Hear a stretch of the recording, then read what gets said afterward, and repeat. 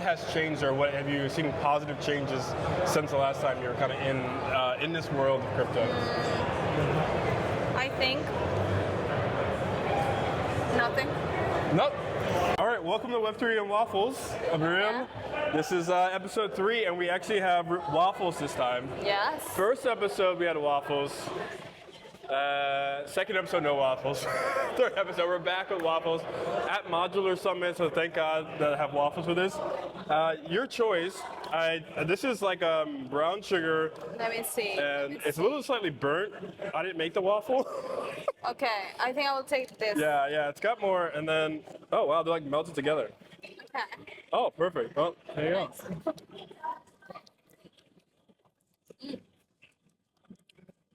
It's good? Well, Good. Well, Abril, most important question.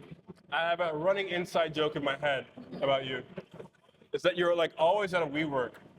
So I want to know, are you sponsored? How does one explore the world of WeWorks and co-working spaces like you? I hope WeWorks sponsor me because it's actually really fucking expensive. Yeah.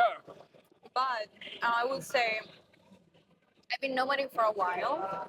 Like I don't have, I call myself homeless premium. So I like that. yes, so I need a place to just, sometimes, like the check-in and shit, it's like at 3 p.m. and Yeah. I think that WeWork actually saves you because if you arrive in the morning, you just go to WeWork, leave your suitcase there. That's it. That's it. All right. So WeWork had some troubling times in the past, but now they've got a product market fit. The time between you arriving at a place and the check-in. That's it. All right. Well, I think it's very interesting, your journey and what I at least know of so far. So I think you were in Web3 and then you did your own kind of startup for some time. Yes. And then back into Web3. What's that transition been like? Like starting your own thing and then going back into kind of the employee role. Because it didn't work out. No, I mean I don't know. For me, when I say if I have to do a startup, it's gonna be like the last thing I do. And that would be it. No, literally like I was working in Web3 for like forever. It was my first experience into the tech world and whatever. Yeah. But then last year, I got so burned out of like I think it was just like a bad time for crypto, and I was like, fuck it. Also, I got fired. So I was kind of like, okay, this is like not a good moment for the market. So I started my own company because I was kind of like struggling with that. My company is, to find like remote jobs from LATAM. So that's how my idea was born. So it was like your own kind of personal problem that you're trying to solve. Exactly. And then I made some money with it, but then when the market went a little bit better with crypto, I came back. And here I am in Modular Summit. So do you think the market got better because you came back, or was the Of course, yeah. Nice. Of course. Okay. And it's obviously, being in and out, what has changed, or what have you seen positive changes since the last time you were kind of in this world of crypto? I think nothing. Nope. Say something. Nothing positive. Lie to the people at home. I would say there's more jobs, first of all. More jobs. Several, for example, the market is just hot right now. Yeah. I mean, I think that's always an indicator. If I was a VC or investor, I would look at amount of open DevRel jobs out there. No, literally, it's just jobs. I would say a lot of new protocols that are actually pretty exciting because I think we need kind of like, it's like the big dilemma of do we need more infra or do we need more apps or both? And I'm kind of seeing like a lot of people are working on apps right now, on chain apps. Yeah. That's good. I'm working in a consumer chain, so I'm kind of seeing it from the inside, right? It's been kind of hard, but at the same time, I'm seeing some progress on that, and some people building cool shit like it. Just like in a personal perspective, I would say things that we need, like on-chain payments, educational platforms on-chain. Yeah. Just really cool things that I haven't seen that much in 2022. Okay, yeah. And yeah. Why do you think that? Is it like because there's more chains out there for people to, like it's cheaper, developer tools, like what is getting people to actually make apps that we're all been asking for? Probably because. Yeah, this is live. We had an intruder coming into the interview. Probably because we're spreading the word. Oh yeah, you think? All right. Yeah. It's all about. It's like AI. Yeah. For me, I think it's like the develop. When I started, and this was like I guess 2019, 2020. Yeah. There was I don't know. Maybe it's just you have this moment where you think everyone's like yourself. Or everyone's the same age as me, or kind of thing like that.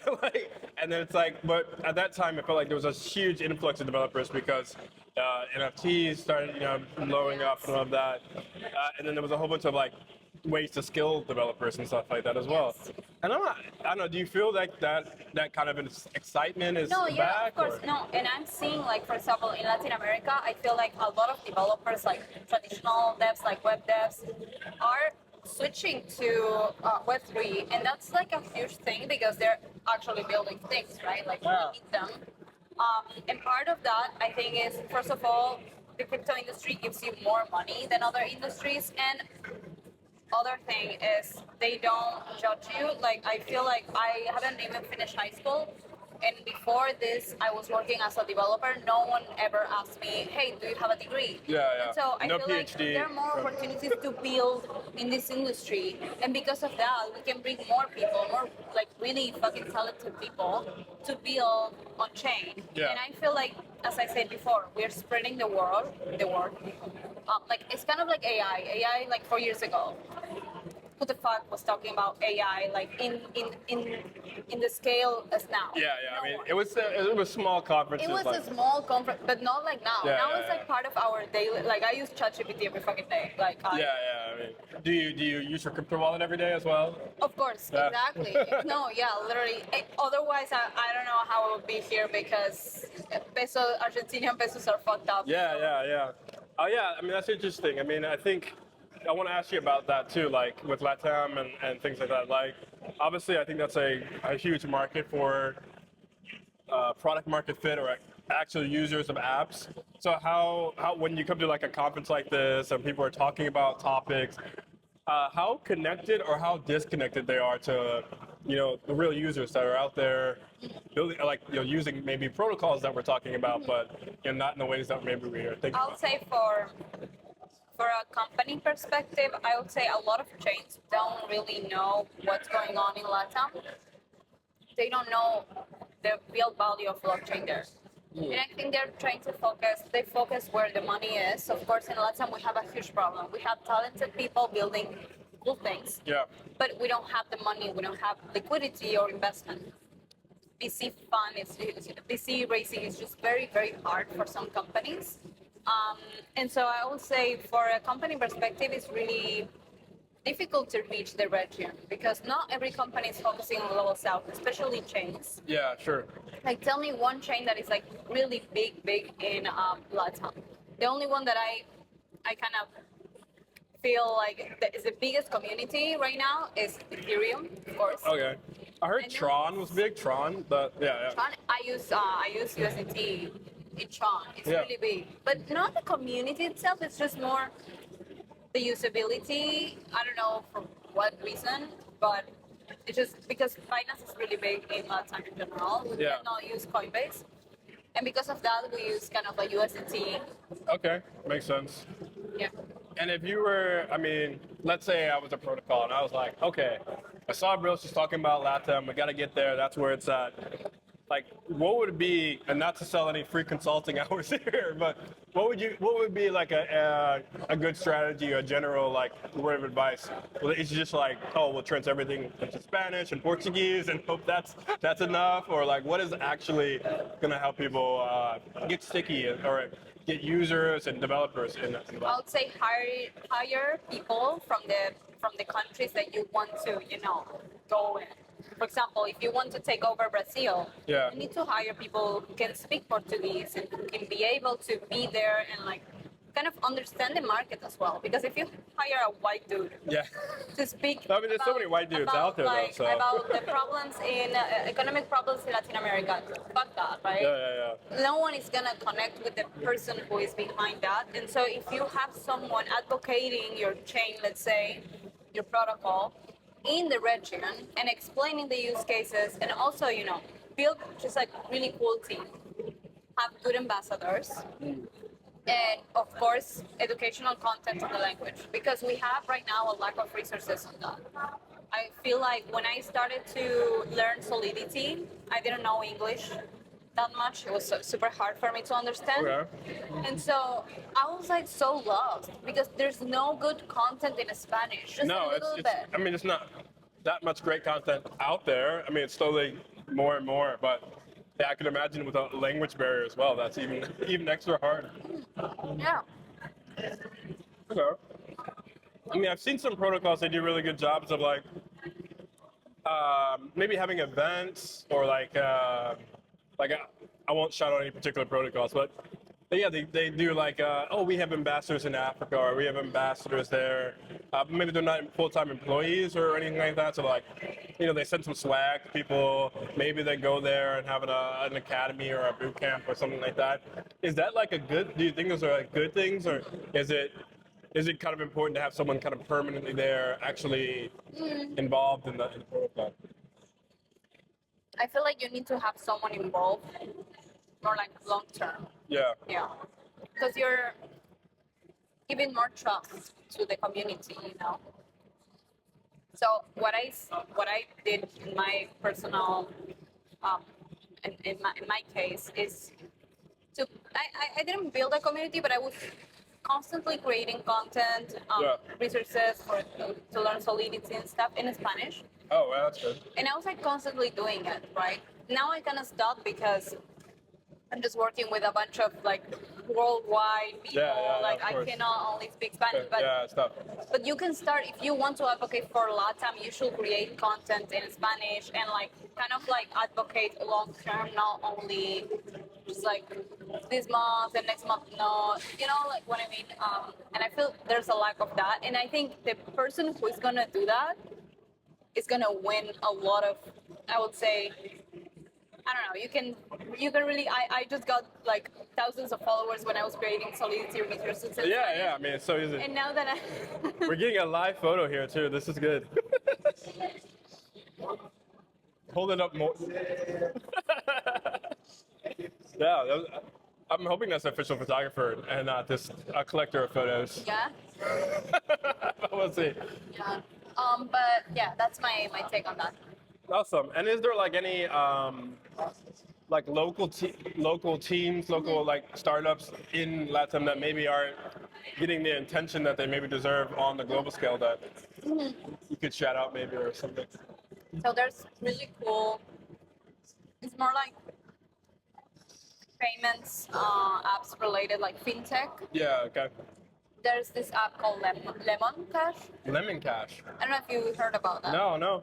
Basically, you can get a debit card and you can pay with USDT, USDC, okay. Bitcoin, Ethereum. Yeah. But also you can exchange that. You can send to your address from anywhere, like MetaMask or whatever, any crypto.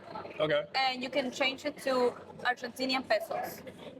All right. Which is really it's like an app that does this. It's an app, and then you can get the debit card. Oh, okay. Which is really cool because it allows you to basically, transact from crypto, which a lot of people use the stable coins, of course. Yeah. And to hold it, it's kind of like finance in a way, but you get to access to a debit card, and also it works with Argentinian pesos. Okay. So it's pretty cool. Nice. That's one thing. And then there are a lot of cool projects that came from Argentina. I don't know if you know Open Zeppelin. Open Zeppelin is Yes. I had no idea. Open Zeppelin hard hat. Hard hat? What? Yes. Co-op. I feel dumb asking this question now because I didn't know. This is like, I live in Sweden, and Swedish people are sort of known for I not was being. in Stockholm last week. Didn't hit me hell? up. Didn't hit me The up. hell? Didn't hit me up. What the fuck? I was in Stockholm last week. That's so weird. That is weird. That's weird that what are you doing in Stockholm? Just hanging around. Yeah, I mean, and we even have, we have like one WeWork. I haven't been to the WeWork. I've been to Condendum. Oh, Condemnum, yeah, that's yeah. You know all the you all the co-working worldwide. Not only WeWork. Oh, wow, okay. That's why WeWork's not sponsoring you, because you're not exclusive. You're out there. Yeah. Yeah. Anyway, but yes, Swedish people are very known for not being like, oh yeah, here's our amazing companies and things like. I mean, some people know IKEA and Spotify, but we have all these other brands and things like that. Well, so when you name these companies, they're like, oh wow, that's Swedish. So I had no idea all these projects and protocols all from Argentina. Then. So you said Open Zeppelin, Hard Hat, and Co-op. Okay. Align Layer. I don't know if you know. Oh yeah, Align. Oh yeah, I know them. Yeah. So Align Layer. yeah, okay. The Central Land.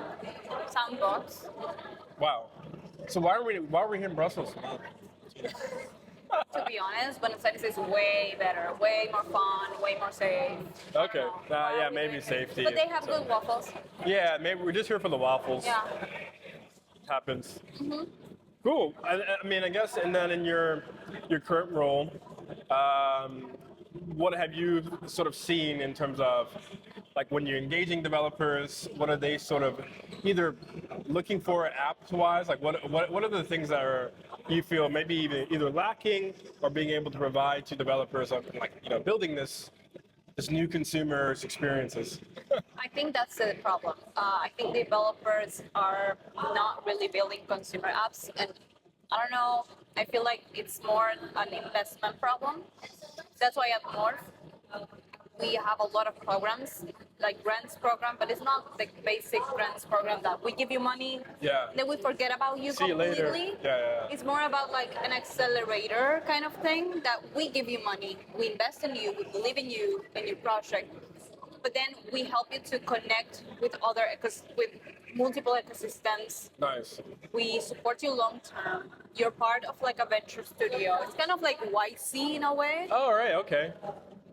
So we have a lot of like those incentives just to help developers. How mature does the idea need to be before you apply to a grant? Like, is it I need to already have something built, and I'm just kind of. I think if you have an MVP, and a good vision, a good idea, you can get in. Okay. For example, we just onboarded a cool app called Lemon. Another lemon. No, a lot of lemons. A lot of lemons. But they. If you want to get product market fit, customers, users, just call yourself Lemon something. But they are building an educational platform on chain. But the cool thing is that they're kind of like Duolingo. Oh, right. But for programming languages and stuff. Okay. So do you get like coins or tokens after you learn the lesson? Yes. Oh, right. It's kind of like an incentive, incentivizing people. It's cool. Yeah. They're building on Morph. They just won the incubator program. Nice. And how far along are they now? Can I use Lemon now, or? They're still developing the app, but I think they are, you need money to do stuff, to scale in a way that if you bootstrap, it's kind of like harder. And I know this because with my company, I bootstrap. Yeah. I didn't have any investment. I built the app and I just launched it, and I was like, cool, but then you need more. You need to push from other sites that you need money. It requires money. Right, yeah. So that's why I feel like developers are not building that much in apps just because there's no gap. money, or there's a gap. Like VCs are investing a lot of infra. Yeah. And not really in consumer. I think Paradigm or something. They announced a new fund exclusively for apps. That's cool. Like, yeah. So I was gonna change my Twitter headline to saying building consumer crypto apps. So just to start twerking for the VCs, Cool. And then I guess to end it then, like, is there, obviously you have a day job now, but if there's anything that you haven't seen built, maybe on the educational side or even jobs-wise, but haven't seen built app-wise, that you think, oh, someone should start doing this, or if I had the time, I would build something like this. Like, what's an interesting use case that? I feel like we need to. The most valuable use case, and it's because I lived through this, is stablecoins and on-chain payments. Okay. I think we need to push forward in that direction. Yeah. We need, especially in global south, like Africa, Nigeria, Kenya, Argentina, Venezuela, all of these countries, stable coins are super fucking valuable. Yeah. You have a shitty currency and you get to know stable coins. You can hold something stable. You can basically swap between your fucking currency to something more stable, and you can, Americans will never understand. No, I think it's very hard. Because even if they have like 5% of inflation or whatever the fuck, it's not the same. Well, I mean, then they go complain about all of things. Like deal with like 200 inflation per year. Right? And is it just the swapping as a use case, or do you think there could be more? No, for example, I'll give you an example. Sometimes I will need to pay something very expensive, let's say a flight ticket, or a hotel, and it's super hard for me to just, because I don't know, for example, if I buy a flight ticket, it's gonna be like 1,500,000 pesos or something crazy. Great. That if you spend that in a credit card, or 1 hour at WeWorks is. The taxes are insane. Everything is just so hard. So I will say on-chain payments in a traditional level. Okay, like a checkout. Exactly. Something like that will be, of course, like it requires a lot of work, a lot of education. You need to kind of like partner with traditional banking systems in a way to make it happen. Definitely, you need to be a little bit centralized at first. Yeah, I mean, I think I've seen some of the stuff, like I guess Coinbase has like some things either they've had or are doing in the checkout, but then, like you said, though, it's still all the integrations with the old systems, which takes a lot of time, takes a lot of knowledge, takes a lot of connections. So maybe if you're a team out there that has those connections, kind of boom. Yeah. Well, perfect, bro. This has been great. I hope you enjoyed your waffle as you eat it now. You took the powder one, so it's like the powder's everywhere, but it's always great that you were. I know. I'm a disaster when I'm eating something. Yeah. I am always like. Yeah, but you're wearing white, so I mean, if it was me, I'll be having a black shirt. It'll just be all over me. So, yeah, I didn't set you up for that, but. Yeah. Well, perfect, bro. Thanks for joining Web3 and Waffles. Thank you. Awesome.